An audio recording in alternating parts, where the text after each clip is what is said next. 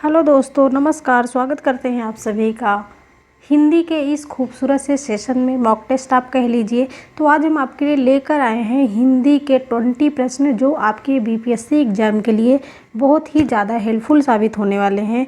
तो वीडियो में बने रहिए, वीडियो को लास्ट तक ज़रूर देखिएगा। तो चलिए आज की क्लास को स्टार्ट करते हैं।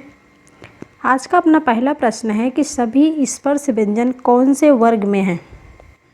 ठीक है, क्योंकि व्याकरण की क्लास है, यहाँ पर हर तरह के आपके क्वेश्चन मिलेंगे जो आपके बीपीएससी एग्जाम में पूछे जाते हैं। तो यहाँ पर आपको सिर्फ थोड़ा सा समझने की ज़रूरत है, बाकी कुछ नहीं, हिंदी आपकी ख़त्म। तो सभी स्पर्श व्यंजन कौन से वर्ग में हैं? का, रा, लाहा या फिर या, शा, दारा, का, चा, पा और दा। तो देखिए सभी स्पर्श व्यंजन कौन से वर्ग में। सबसे पहले तो आप जो है जान लीजिए कि स्पर्श व्यंजन कितने होते हैं। तो स्पर्श व्यंजन होते हैं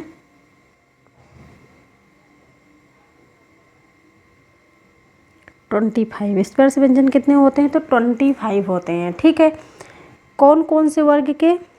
का वर्ग, चा वर्ग, टा वर्ग, ता वर्ग और पा वर्ग। ठीक है, का वर्ग, चा वर्ग ऐसे याद कर सकते हैं, का, चा, टा, ता, पा। ठीक, तो ये सभी क्या हैं? ये सभी आपके स्पर्श व्यंजन हैं।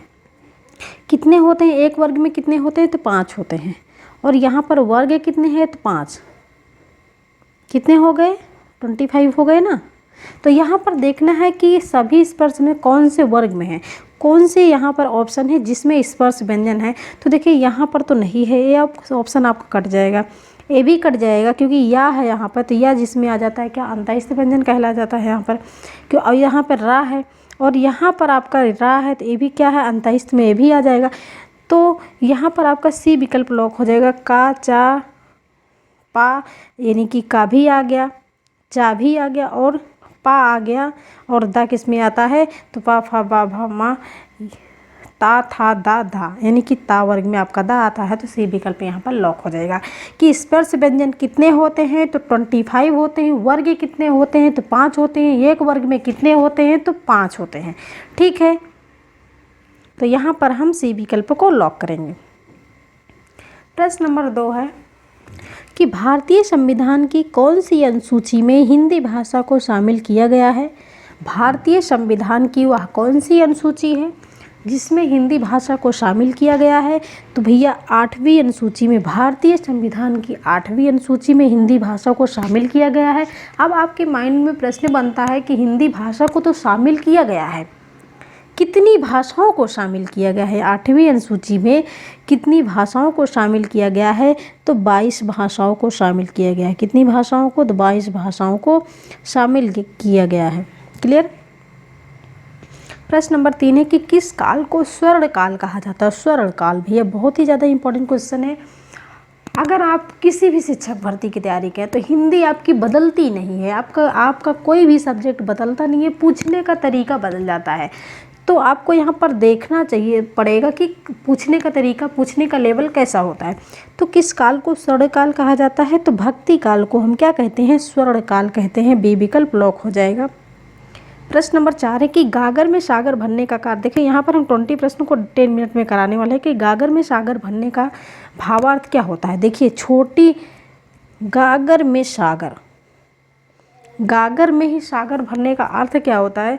असंभव कार्य करना, समुद्र से छोटे बर्तन में पानी लाना, बहुत कम शब्दों में महत्वपूर्ण बात कहना। ठीक है, कम शब्दों में यानी कि गागर में ही सागर भरने का काम हो रहा है, तो बहुत कम शब्दों में महत्वपूर्ण बात को कहना ही क्या कहलाता है? तो गागर में सागर भरना कहलाता है। ठीक, अगर अभी तक आपने वीडियो को लाइक नहीं किया है तो लाइक कर दीजिए भाई। अगर आप सेशन में पहली बार वो वीडियो को वॉच कर रहे हैं तो सभी शिक्षक परिवार से सभी शिक्षक भर्ती के लिए आप चैनल को सब्सक्राइब कर दीजिए, साथ ही बेल आइकन को प्रेस कर दीजिए जिससे वीडियो का नोटिफिकेशन मिलता रहे और वीडियो को आप शेयर कर दीजिए। तो निम्न में से किस वाक्य में विशेषण का प्रयोग हुआ है? विशेषण कितने प्रकार के होते हैं?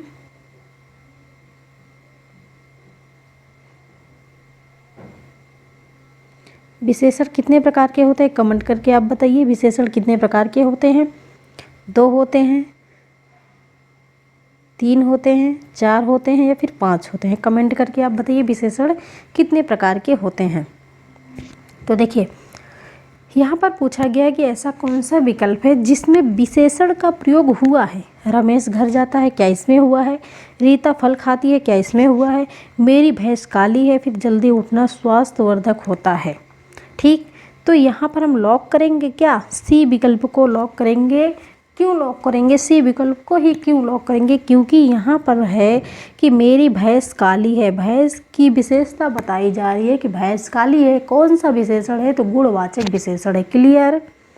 क्लियर है यहाँ पर कि भैंस की विशेषता बताई जा रही है कि भैंस क्या है? काली है। ठीक, प्रश्न नंबर 6 कि अंतःस्थ व्यंजन हैं। देखो स्पर्श व्यंजन कितने होते हैं? 25 होते हैं। और उसके पास जो है उसके बाद जो भी व्यंजन होते हैं वो आपके अंतःस्थ व्यंजन होते हैं, ऊष्म व्यंजन होते हैं। ठीक है, ये सभी व्यंजन होते हैं। तो यहाँ पर पूछा गया अंतःस्थ व्यंजन है कौन कौन से? तो या, र, ला और वा। किसमें है भैया? किसमें है? लॉक करिए कि स्पर्श व्यंजन अंतःस्थ व्यंजन किसमें है? तो डी विकल्प आपका लॉक हो जाएगा। डी विकल्प आपका लॉक हो जाएगा। ठीक,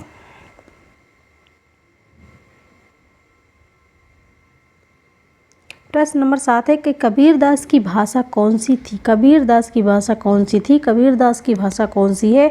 लॉक करिए बी विकल्प को। सधुक्कड़ी भाषा है। किसकी? कबीरदास की। प्रश्न नंबर 8 है कि निम्नलिखित में से कौन सा स्त्रीलिंग नहीं है? प्रश्न निगेटिव, आंसर क्या करेंगे? निगेटिव हम करेंगे कि कौन सा इसमें नहीं है।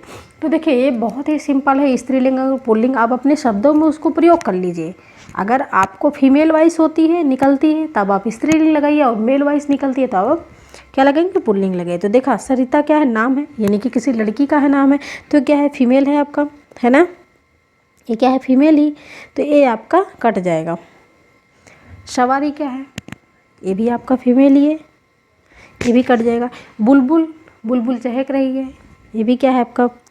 रही है। जो ये रही है यही क्या है? आपका फीमेल है। भेड़िया, भेड़िया आ रहा है, भेड़िया जा रहा है, यही क्या है? आपका मेल है। यही आपका आंसर है कि यही जो है क्या है? स्त्रीलिंग नहीं है। बाकी ये सभी क्या है? स्त्रीलिंग है। ये इतने तीनों स्त्रीलिंग है, यही तो स्त्रीलिंग नहीं है ना, यही तो क्या है? यही तो पुल्लिंग है। तो इसलिए यही आपका आंसर हो जाएगा। प्रश्न नंबर 9 है कि प्रकृति के सुकुमार कवि किसे कहा जाता है? बहुत ही ज़्यादा महत्वपूर्ण प्रश्न कि प्रकृति के सुकुमार कवि किसे कहा जाता है? छायावाद, छायावाद के जनक। ठीक है, छायावाद के जनक जयशंकर प्रसाद, सुमित्रा नंदन पंत, प्रकृति के सुकुमार कवि है ना, महादेवी वर्मा, आधुनिक युग की मीरा।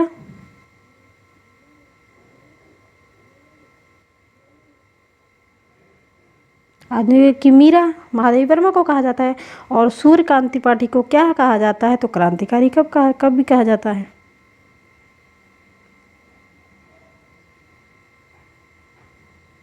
तो जब भी प्रश्न आए कि प्रकृति के सुकुमार कवि किसे कहा जाता है? तो सुमित्रा नंदन पंत को कहा जाता है। छायावाद के जनक, छायावादी कवि किसे कहा जाता है? जयशंकर प्रसाद को कहा जाता है। आधुनिक युग की मीरा किसे कहा जाता है? तो महादेवी वर्मा को कहा जाता है। क्रांतिकारी कवि कौन है? तो सूर्यकांत त्रिपाठी निराला, है ना। फिलहाल यहाँ पर लॉक आंसर कौन लॉक करेगा? आप होगा यहाँ पर, तो बी ऑप्शन यहाँ पर लॉक हो जाएगा। प्रश्न नंबर 10 है कि शांत रस का स्थायी भाव क्या होता है? शांत रस का स्थायी भाव निर्वेद होता है। लॉक करिए आप। प्रश्न नंबर 11 है कि चंद्रोदय में कौन सी संधि है? संधि कितनी प्रकार की होती है? संधि होती है 3 प्रकार की। ठीक है, और स्वर्ण संधि कितनी प्रकार की होती है? स्वर्ण संधि होती है 5 प्रकार की। तो यहाँ पर पूछा गया चंद्रोदय में कौन सी संधि है? तो इसको आप देखिए ऐसे, इसको हम ढक दिए। ठीक है, अब यहाँ पर एक मात्रा दिख रही है क्या? एक मात्रा दिख रही है क्या? वो चाहे एक ही मात्रा हो या फिर ओ की मात्रा हो। ठीक है, अगर आपको एक मात्रा दिख जाए तो क्या लगाएंगे आप? तब आप लगाएंगे गुण संधि। क्या लगाएंगे? गुण संधि। और वृद्धि में संधि में क्या होता है? 2 मात्रा। और दीर्घ संधि में आपको बड़ा आ दिख जाए, बड़ी ई दिख जाए, बड़ा ऊ दिख जाए तो क्या लगाएंगे? दीर्घ संधि। और यड़ संधि में अगर किसी भी व्यंजन के पहले आधा आपको या रा ला वा दिखे लटका हुआ तो आप क्या लगाएंगे, यड़ संधि, है ना। तो फिलहाल यहाँ पर हम लॉक करेंगे डी ऑप्शन को, गुण संधि। सॉरी। मुखबाल रवि सम लाल होकर ज्वाल सा बोधित हुआ अलंकार है। तो यहाँ पर देखिए सा सी सा सी से सम और सरिस। आपको किसी भी अलंकार में सा दिखे, सी दिखे, से दिखे, सम दिखे और सरिस आ जाए तो आप तुरंत लॉक करिए कौन सा अलंकार, तो उपमा अलंकार। सा सी से सम सरिस मान लो उपमा जी की आशा। तो यहाँ पर आपका क्या हो जाएगा, देखिए यहाँ पर सम भी दिखा है आपको और सा भी दिखा है, तो क्या लगाएंगे आप, उपमा अलंकार लगाएंगे। प्रश्न नंबर 13 है कि नयन में कौन सी संधि है, नयन में कौन सी संधि है, नयन में कौन सी संधि है, अयादि, गुण, वृद्धि या फिर यड़। तो ये है अगर आपको 3 वर्ण दिखे, 3 अक्षर दिखे, ठीक है, तो आप क्या लॉक करेंगे, आप लॉक करेंगे अयादि संधि। अगर किसी भी शब्द आपको दिखे 3 उसमें अक्षर हो, 3 वर्ण हो, जैसे नयन हो गया, पवन हो गया, पावक हो गया, नायक हो गया, तो क्या कितने दिख रहे हैं आपको, 3 ही दिख रहे हैं। आपको अक दिखे लास्ट में, अन दिखे, ठीक है, अन और अक दिखे, लॉक करिए तुरंत अयादि संधि, क्योंकि नयन अन आ रहा है ना, पावक अक आ रहा है ना, अक और अन लास्ट में आए तो अब अयादि संधि को लॉक करिए। प्रश्न नंबर 14 है कि छंद पढ़ते समय आने वाले विराम को क्या कहते हैं। आप देखिए यहाँ पर ऐसे पूर्ण विराम लगा देते हो ना, फुल स्टॉप लगा देते हो ना। तो अगर आप छंद को पढ़ रहे हो, ठीक है, छंद को पढ़ रहे हो, तो जो ऐसे पूर्ण विराम आता है, ऐसे जो लगाते हैं, इसको क्या कहते हैं, गति कहते हैं, यति कहते हैं, तुक कहते हैं। तो आज हमें तीनों को बताएंगे कि गति किसे कहते हैं, यति किसे कहते हैं और तुक किसे कहते हैं।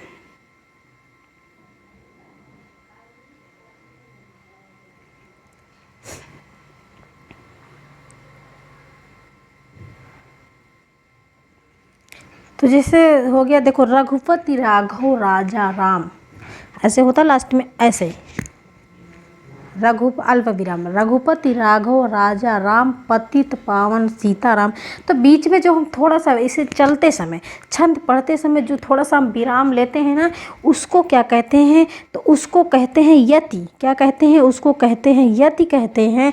तो गति किसको कहते हैं, तो उसके जो पढ़ने का जो लय होता है, रघुपति राघव राजा राम पतित पावन सीताराम, तो उसको जितने राग से उसको हम कहते हैं उसको गति कहते हैं। और तुक किसको कहते हैं, तो रघुपति राघव राजा राम पतित पावन सीताराम, लास्ट में जो ऐसे 2 पाई हो जाती है उसको क्या कहते हैं, तो उसको कहते हैं तुक। उसको क्या कहते हैं, तो उसको कहते हैं तुक। समझ गए होंगे आप कि गति किसे कहते हैं, पढ़ने का जो सुर ताल लय होता है उसको हम गति कहते हैं। यति कहते हैं जो बीच में थोड़ा सा पढ़ते समय विराम लेते हैं उसको हम गति कहते हैं, यानी कि रुकते नहीं हैं, पढ़ते समय हम उसको थोड़ा सा सांस ले लेते हैं, जहाँ पर यति हो जाता है और तुक हो जाता है, जहाँ पर लास्ट में रुकते हैं उसको हम तुक कहते हैं। तो यहाँ पर हम कौन सा आंसर लॉक करेंगे, तो छंद पढ़ते समय आने वाले विराम को क्या कहते हैं, तो उसको क्या कहते हैं, तो उसको कहते हैं यति। हम बी विकल्पों को लॉक कर देंगे। क्लियर। प्रश्न नंबर 15 है कि अच्छा, बुरा, सुगंधित, उत्तरी, पूर्वी, प्राचीन आदि विशेषण किस कारक के हैं।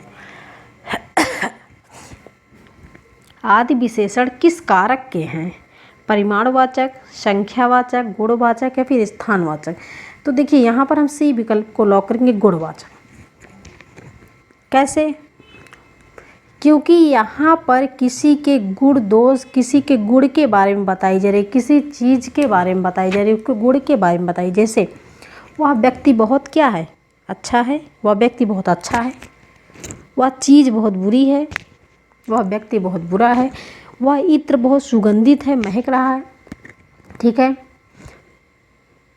सूरज उत्तरी पूर्व में निकलता है, ऐसे कर दीजिए आप। वह मंदिर बहुत प्राचीन है, यानी कि किसी की विशेषता ही तो बताई जा रही है कि वह व्यक्ति बहुत अच्छा है, या इत्र बहुत सुगंधित है, भाई बहुत महक रहा है, ठीक है, ये मंदिर बहुत पुरानी है, तो उसकी विशेषता ही तो बताई जा रही है। है ना। तो ये आपके गुणवाचक ही है। गुण की जिस यहाँ पर किसी की गुण दोष दशा की स्थिति की विशेषता बताई जाए वही क्या है, गुणवाचक विशेषण है। क्लियर। प्रश्न नंबर 16 है कि निम्न में से किसका चिन्ह शून्य होता है। ऐसे होता है ना शून्य, ऐसे छोटा सा। तो निम्न में से किसका चिन्ह शून्य होता है, तो इसको कहते हैं लाघव। इसको क्या कहते हैं, लाघव चिन्ह कहते हैं। ठीक। कहाँ पर ये लगता है, जैसे डॉक्टर आगे लग गया भैया, क्यों लग जाता है, पंडित हो गया आगे लग गया, क्यों लग जाता है, ये किसी चीज़ को यानी कि कम में समझने के लिए, हम ज़्यादा को नहीं लिख सकते, हम थोड़ा सा लिख देंगे, आप समझ जाइए कि पंडित लिख दिया जाएगा, डॉक्टर डा के आगे बस छोटा सा शून्य लगा दीजिए, डॉक्टर, आप समझ जाइए। तो यहाँ पर बड़ी बात को छोटा समझाने के लिए, छोटी बात को जो भी चीज़ें मतलब बड़ा बड़ा हो उसको आप छोटे में ऐसे लिख दीजिए, फिर भी वो समझ जाए, वही आपका क्या होता है, लाघव चिन्ह होता है। यहाँ पर बी विकल्प आपका लॉक हो जाएगा। प्रश्न नंबर 17 कि कन्यादान में कौन सा समास है। आप प्रश्नों को तोड़ना सीखो। कन्या का दान, ठीक है, बीच में क्या आया है, का आया है। अब कारक चिन्ह का लोप कहाँ होता है, तो तत्पुरुष समास में होता है, लॉक करिए। ठीक है, तत्पुरुष समास कर्ता ने कर्म को करड़ से के द्वारा यानी कि तत्पुरुष समास में होता है, तो इसलिए यहाँ पर तत्पुरुष समास लग जाएगा। जितने भी कारक चिन्ह आपके होते हैं, कर्ता कारक, कर्म कारक, करण कारक, ये सभी आपके तत्पुरुष समास में प्रयोग किए जाते हैं। प्रश्न नंबर 18 है कि किस वाक्य में अपादान कारक है। अपादान, राम ने रावण को तीर से मारा। साधन क्या, तीर है, तीर से मारा, तो यहाँ पर देखिए से आया है, ये क्या हो गया, करण कारक। मोहन से अब सहा नहीं जाता, मोहन से अब सहा नहीं जाता, हिमालय से गंगा निकलती है, चाकू से फल काटो, करण कारक। ठीक है, हिमालय से गंगा निकलती है, मान लीजिए ये क्या है, हिमालय है भाई, ये क्या है, हिमालय है, और यहाँ से गंगा निकल रही है, तो यहाँ पर क्या हो रहा है, अलगाव ही तो हो रहा है। यहाँ पर क्या हो रहा है, अलगाव हो रहा है, और जहाँ पर अलगाव होता है वहाँ पर कौन सा कारक होता है, तो वहाँ पर होता है अपादान कारक। कौन सा कारक होता है, अपादान कारक। सी विकल्प यहाँ पर लॉक हो जाएगा कि किस वाक्य में अपादान कारक है, तो हिमालय से गंगा निकलती है, इसी में क्या है, अपादान कारक है। ठीक। मोहन से अब सहा नहीं जाता, ये तो क्या हो गया, इसमें से आ रहा है, ये भी करण ही है, तो यहाँ पर करण से जो है करण में होता है और अपादान में होता है, दोनों में प्रयोग किया जाता है, लेकिन करण में साधन के रूप में प्रयोग किया जाता है और अपादान में अलगाव के लिए। तो ये जो तीर है क्या साधन है, ये जो चाकू है ये क्या साधन है। ठीक है, कि चाकू से फल काटा जा रहा है। प्रश्न नंबर 19 है किस कारक में से विभक्ति का प्रयोग साधन के अर्थ में होता है। अभी मैंने पहले बताया ना कि साधन के रूप में होता है से का प्रयोग, किस में, तो करण कारक में। लॉक करिए डी ऑप्शन को। प्रश्न नंबर 20 है कि श्री गणेश का विलोम शब्द है। श्री गणेश, हम किसी कार्य को जब शुरुआत करते हैं तो क्या कहते हैं कि श्री गणेश कर लिए, यानी कि शुरुआत, किसी कार्य का प्रारंभ क्या कहलाता है, तो श्री गणेश कहलाता है। और जब किसी कार्य का अंत क्या कहलाता है, तो इतिश्री कहलाता है। क्या कहलाता है, इतिश्री। ठीक, तो यानी कि श्री गणेश का विलोम होगा इतिश्री।